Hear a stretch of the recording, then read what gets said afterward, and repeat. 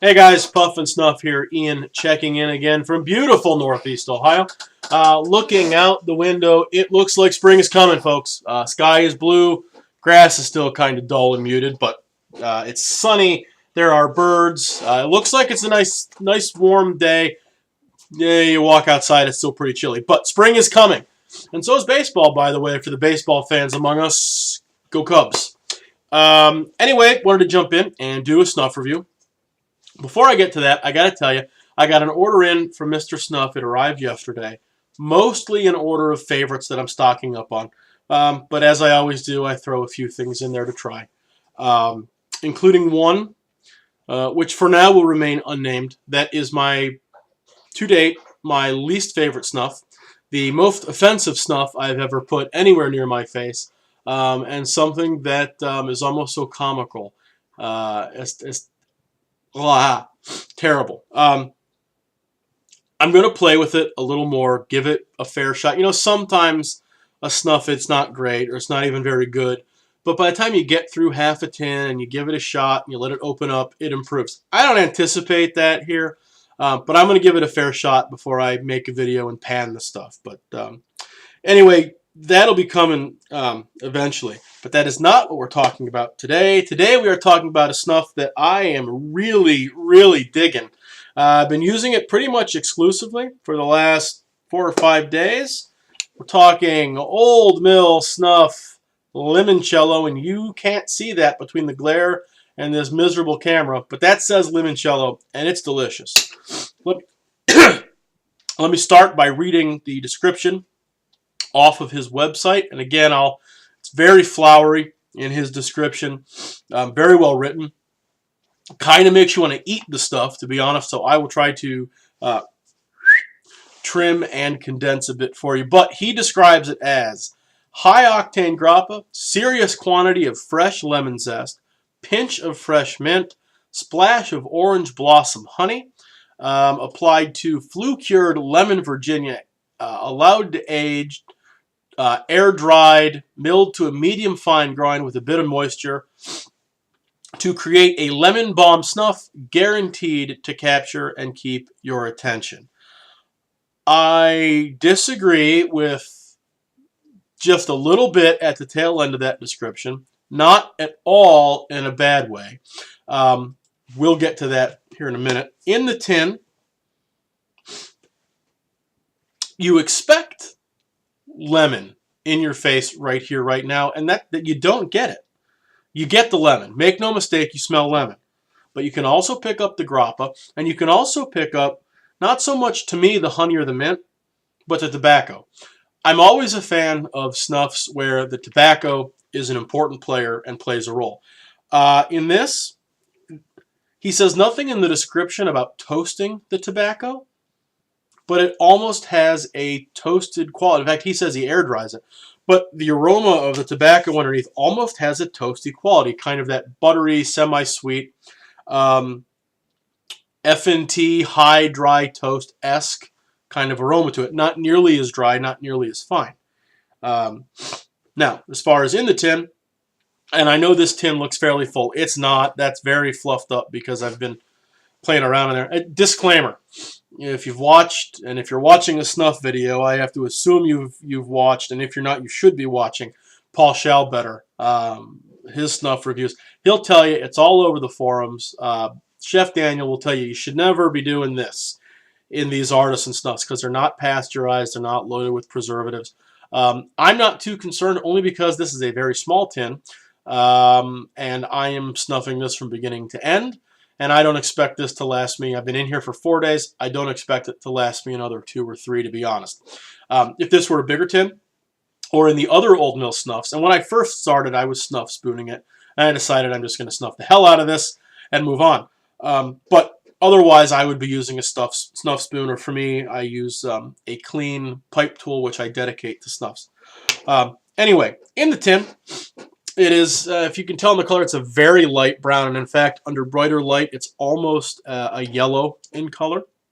In fact, I'd call it a yellowish brown, almost the color of a dark mustard powder, or even certain curry powders that I've seen. So it does not look necessarily. It's not that light. It's not light brown the way tauque is like light brown. It's more yellowy than that, which is kind of funky, to be honest. I was a little surprised to see something that yellow. It's certainly the yellowest snuff I've really used.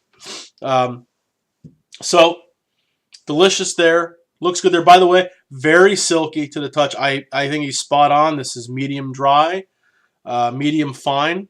Very silky to the touch, very user-friendly, and very easy to take. It is not super dry, so you don't have to go through the whole rigmarole to get it up in there. What I do, one of those, just kind of kink the nostril a little bit, helps things fall into place. So let's take a pinch.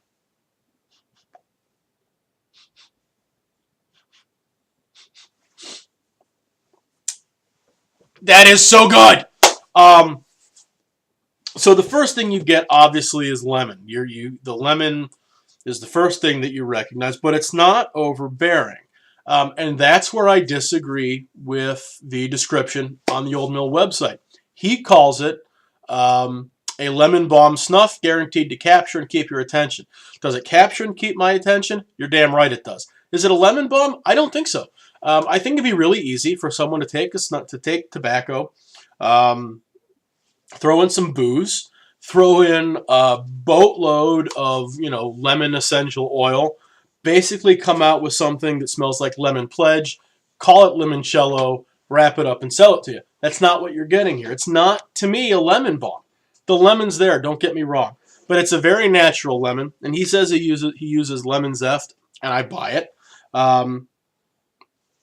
It's very much, if you've had tauque grapefruit, the way it's not a sweetened candied grapefruit. It actually smells like when you peel the fruit and the spritz kind of comes off the skin. You get that. That's what I'm getting here. It really is lemon zest. It's not lemon essence, lemon oil.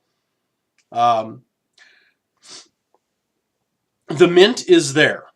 The mint is definitely there. It's definitely playing second fiddle to everything else. And I'll tell you this. The first pinch of the day, I get a blast of the grappa, and then it's mostly lemon until it settles in later on with just a bit of mint. Throughout the day, as I pinch this and it kind of builds up in the nose and you get kind of accustomed to the scent, I don't get the grappa. I actually, by this point in the day, and it's about 5:30 in the evening here for me, I've been pinching this on and off throughout the day since about 8 this morning. By now, I skip the grappa almost altogether, go right to the lemon, and then the mint starts to stand out. So, and that's one of the things Old Mill snuffs do so well, is not only are there layers of flavor within each individual blend of his, but as you take a blend throughout the day, different things poke out at different times. Like I said, earlier in the day, it's grappa and lemon, a little bit of mint. By this point in the day, it's lemon and then mint. And again, the mint, like the lemon, it's not like sticking Wrigley's gum up your nose. This, we actually grow some mint out back, and this smells just like actual mint leaves. It is absolutely phenomenal the way he uses, actual, botanical ingredients and gets it into a snuff, and it comes across like the real thing. The real player here, and I think what would be very easy to overlook, is the honey. And to me, once you take a pinch and it settles, or if you move into a new room or go outside and the airflow changes, what I'm really getting in the long run, once the lemon subsides and the mint subsides, what sticks in your nose and hangs around and actually has a fairly impressive, scent permanence is that orange blossom honey. And what you're left with within 15, 20, 25 minutes of taking a pinch is a very natural honey and tobacco that lingers in the nose. And it is absolutely remarkable. To be honest, if he ever came out with a blend that was, here's the same, yellow flu-cured lemon Virginia, and all he did was apply this honey and say, hey, here's a nice simple snuff, I'd buy it tomorrow. The honey that he's using, and again, it's not sickeningly sweet. It's not cloying honey. If you've had Toke's whiskey and honey, not to say that that's sickeningly sweet, because it's not. It's very good. It's a very sweet honey. It's honey the way you picture honey off the shelf. This is not. This is like wild honey. This is more floral than sweet. God, that's so good. That is remarkable. So yeah, it is natural lemon, natural mint, and a very floral honey and nutty tobacco that lingers kind of in the after aroma. And like I said, 25 minutes, half an hour later, I'm still getting the floral honey, I'm still getting the tobacco, and just a little bit of the lemon that sticks around. For me, I think it's a word that is overused. And I'm going to lay this out there. I think a lot of us that like fine tobaccos, whether it's pipes, not so much cigars, but if it's pipes or it's snuff, especially, you know, the Americans among us, I think we all have a tendency to go a little British. I think in the pipe world, we like to use kind of an elevated, proper British language early on. I don't know why. But I think a word that gets overused, and I think it's because it's very common in when you hear actual Brits doing reviews, or if you are British, a word that you probably use more often than you use is brilliant. And I think we've taken to use brilliant to describe way too many things. I think it fits the bill here. I think, I mean, this is bordering, to me personally, on genius, this snuff. The layers within each pinch, the layers throughout the day, the naturalness of it, the fact that there's 3-4 key flavorings here, and none of it obliterates the tobacco. And all of them play so well with each other in the sandbox.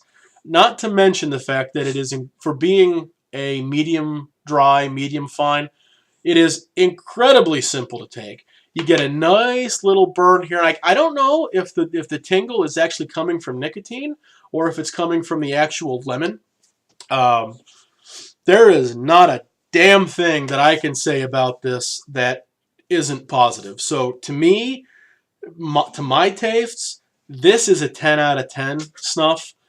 The only reason this is not my, the only reason that I'm not going to stand here right now and say this is my all-time favorite snuff of everything I've had is because if you put this, which is my favorite scented snuff, up against my favorite natural snuff, which is Viking Dark, I will always lean towards the natural. I'm a tobacco guy. I like tobacco. I like tobacco, the way it smells, the way it tastes in and of itself unadulterated.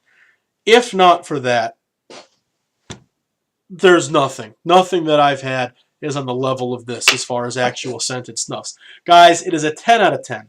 If you haven't tried it, you need to. If you haven't ordered from Old Mill, and look, I get nothing from him. I order from him. I pay the same. Everyone else pays. I don't get sent free samples. He's not, whatever. I get nothing out of this. I can tell you he's a damn easy guy to work with. I feel good doing business with him. I actually need to get a hold of him, put an order in. But just from a true, honest-to-goodness fan with no horse in the race, I can tell you, do yourself a favor. Get a hold of Chef Daniel. And if you haven't tried this, try it. And if you haven't tried them at all, try this and try the Ecru Brulee and the Spotted Dick. You can't go wrong with any of the three. So that's all for me. We're dragging on long enough, and I think this is... we can wrap up at this point. But Old Mill Limoncello, 10 out of 10. Stick around. I'm going to have some not-so-friendly reviews coming up here in the near future. Plus, I talk about it all the time. I haven't actually come on here and talked specifically through a pinch of Viking Dark. So we're going to have to do that too. I appreciate the likes. I appreciate the comments, feedback, questions, and I really appreciate the subscriptions. Guys, that's all for me. Take it easy. We'll see you around.